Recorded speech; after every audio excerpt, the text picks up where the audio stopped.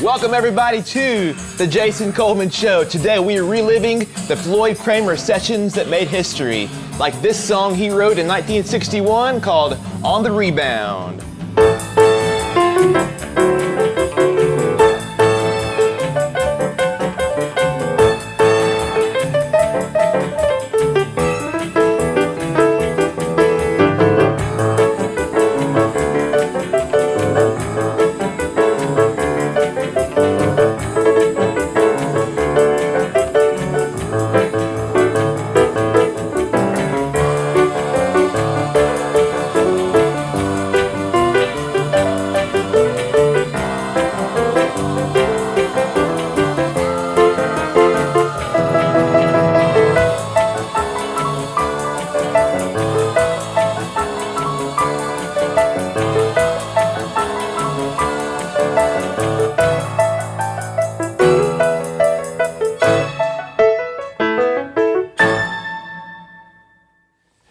All right, and from there, let's jump back to January 5th, 1960 at RCA Studio B.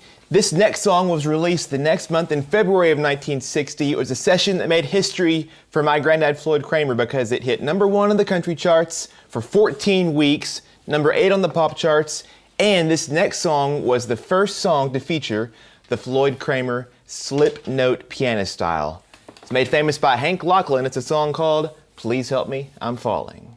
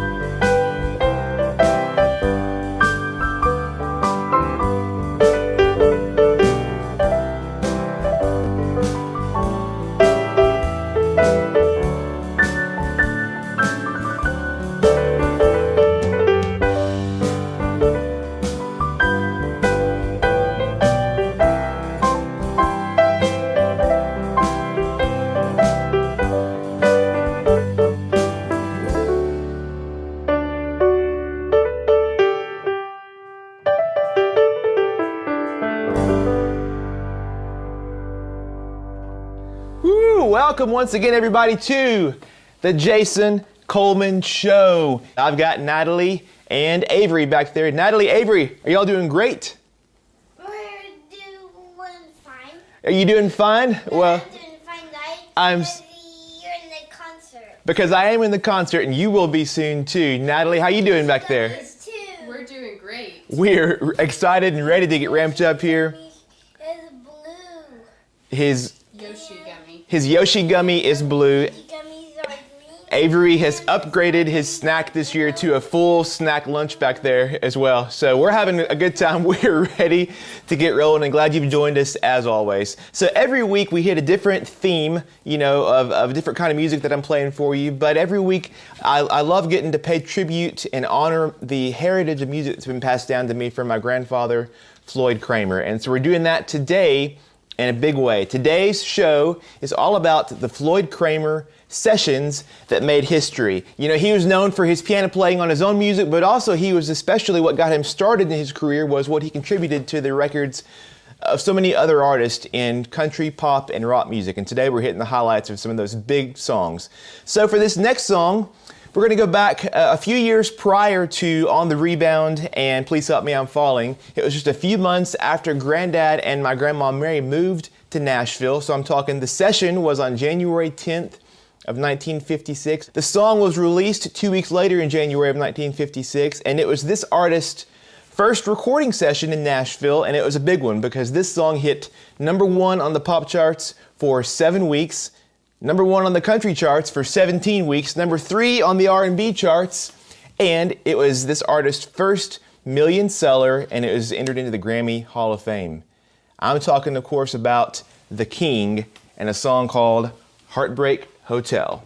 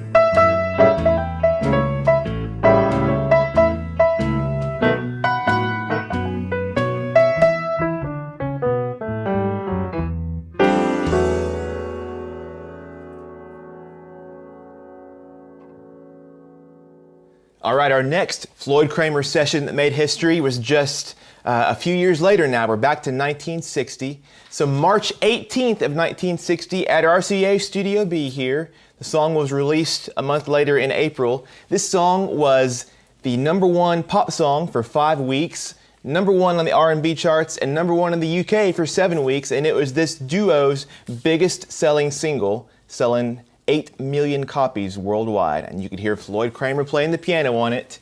I'm talking about the Everly Brothers and a song called Kathy's Clown.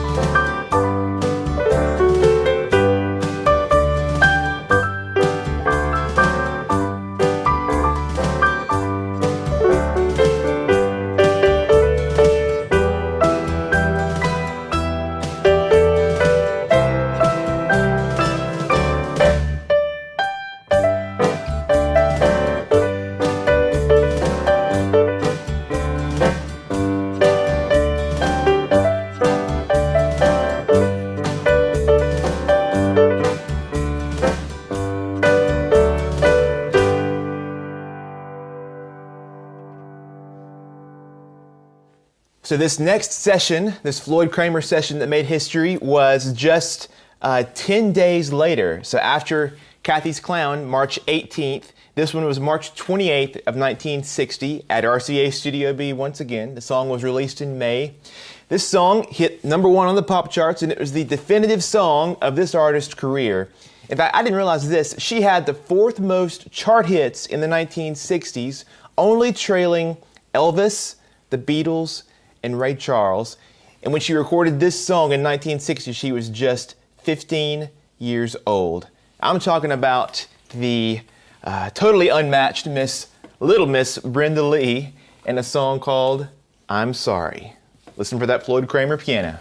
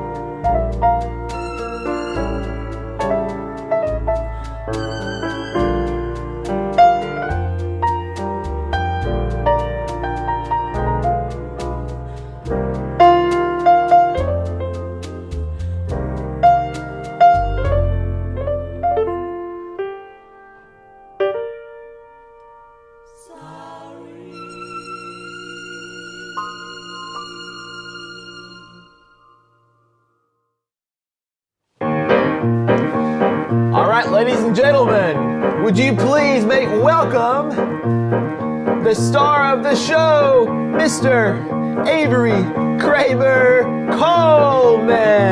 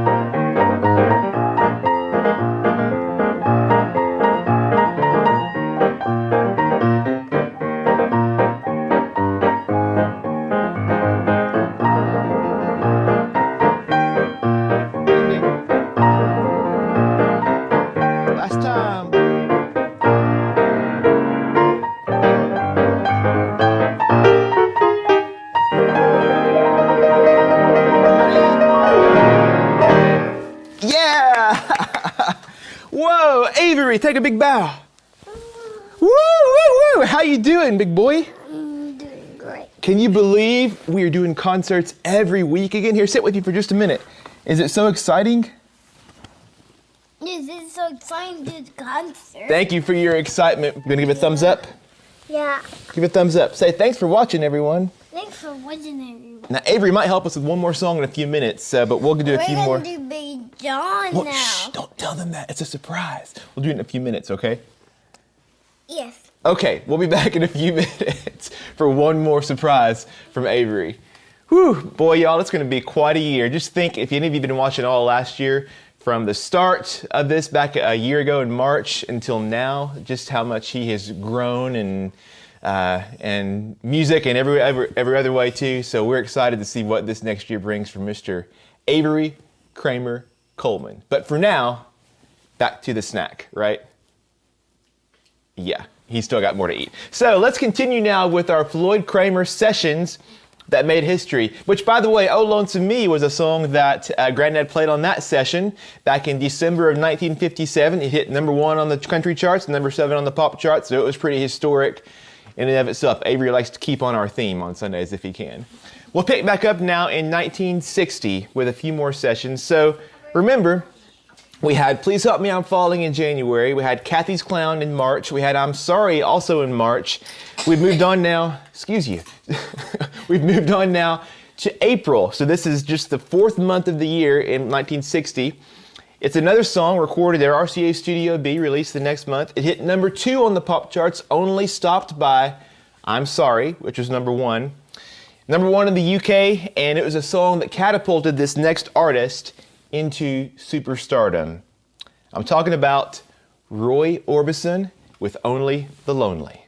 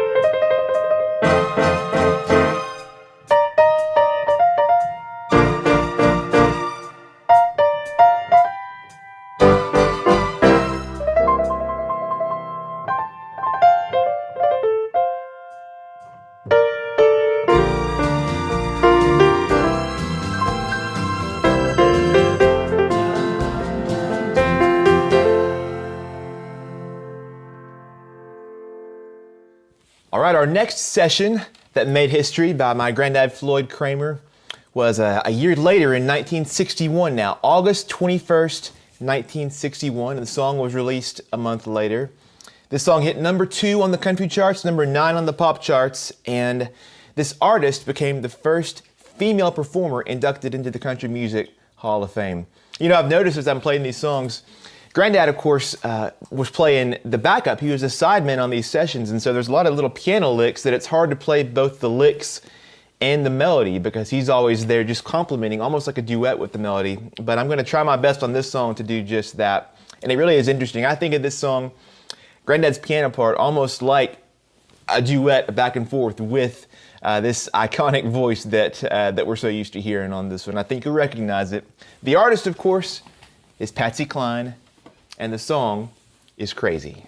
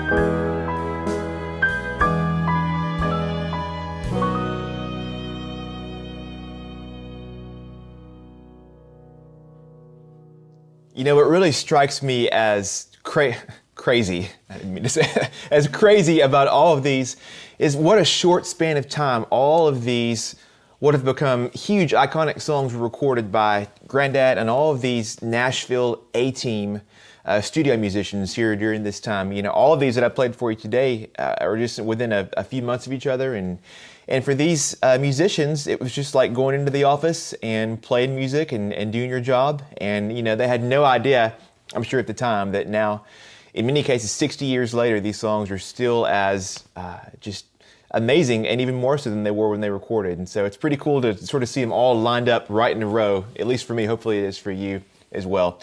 Another session here that made history was from August 18th of 1961. So this is just 3 days prior to the Crazy recording session.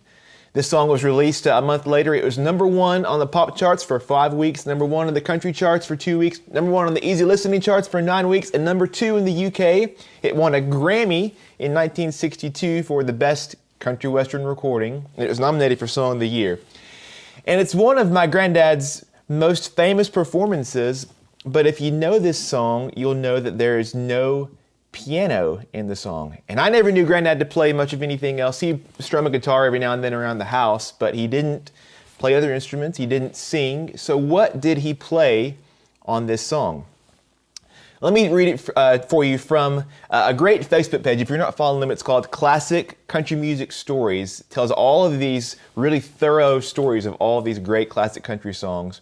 And I'm talking about the song Big Bad John. And here's how the country music stories folks tell it.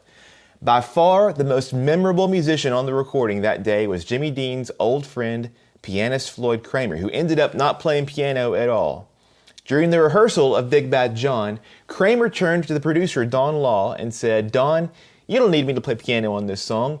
I'd just be playing the same notes as the background vocalist." Then an obvious idea hit him. Floyd reached over and picked up a chunk of steel, generally used as a ballast for a TV camera. He tied a coat hanger around it and hung it on a coat rack. Somewhere in the studio, he found a hammer and began to strike the chunk of steel, apparently looking for the sound of a miner's pick. He then pulled the microphone over to it and told the engineer to add some echo. Kramer worked magic that day, and the sound effect he created became a very important part of Big Bad John's success.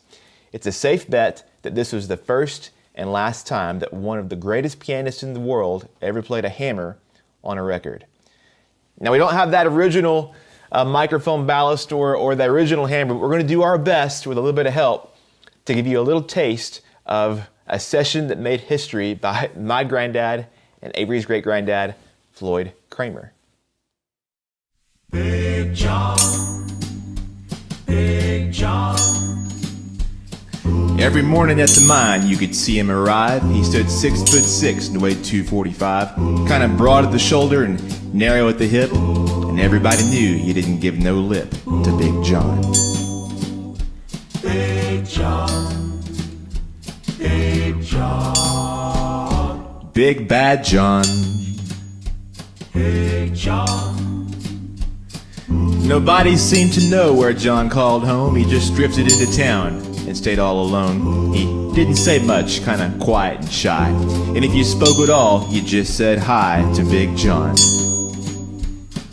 Somebody said he came from New Orleans, where he got into a fight over a Cajun queen, and a crashing blow from a huge right hand sent a Louisiana fella to the promised land. Big John.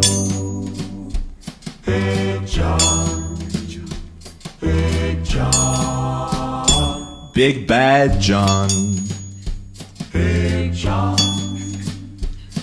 Then came the day at the bottom of the mine when a timber cracked and men started crying. Miners were praying and hearts beat fast, and everybody thought they'd breathe their last, except John. Through the dust and the smoke of this man-made hell walked a giant of a man that the miners knew well. Grabbed a sagging timber, gave out with a groan, and like a giant oak tree, he just stood there alone. Big John. Big John, Big John, Big Bad John. Big John. And with all of his strength, he gave a mighty shove. Then a miner yelled out, "There's a light up above!" And 20 men scrambled from a would-be grave. Now there's only one left down there to save. Big John. With Jackson timbers, they started back down. Then came that rumble way down in the ground. And then smoke and gas belched out of that mine. Everybody knew it was the end of the line for Big John. Big John, Big John, Big Bad John. Big John. Now they never reopened that worthless pit. They just placed a marble stand in front of it. And these few words are written on that stand. At the bottom of this mine lies a big, big man. Big John. Big John, Big John, Big Bad John. What's his name? Big John. Big John. What's his name? Big John, Big John. Big John. What's his name? Big John. One good hit. John. One last one. Just like your great-granddad. Good job, bud. You need the hammer right there. So we have one final session I'll cover here in our show that made history. This was recorded, this song, and released in the fall of 1960. It hit number 11 on the country charts, number 2 on the pop charts for 4 weeks, and it was only stopped from being a number 1 Billboard song by Elvis Presley's Are You Lonesome Tonight? This sold over 1 million records. It was inducted into the Grammy Hall of Fame, and to this date, it's the most successful instrumental song ever recorded in Nashville. It was written by my granddad, Floyd Kramer. This is Last Date.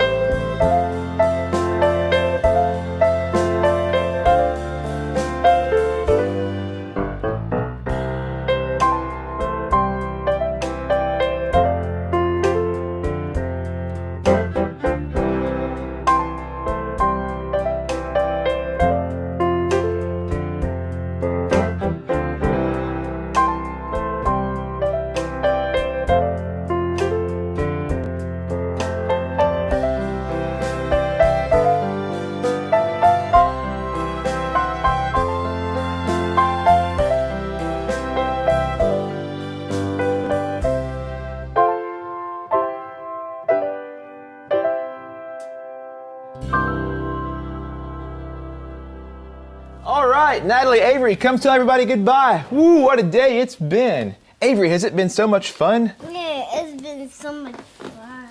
We'll see y'all next Sunday, if not sooner. You got some more songs in store for us next time, Avery? Yeah. Yeah. It's too bright though. It's too bright. It's too bright. It is too bright. The spotlights are bright. Get used to it, bud. I think you got a whole life of spotlight in front of you, right? Hey, we love y'all so much, and we'll see you next Sunday. Take care. You're listening to The Jason Coleman Show on WSM Radio.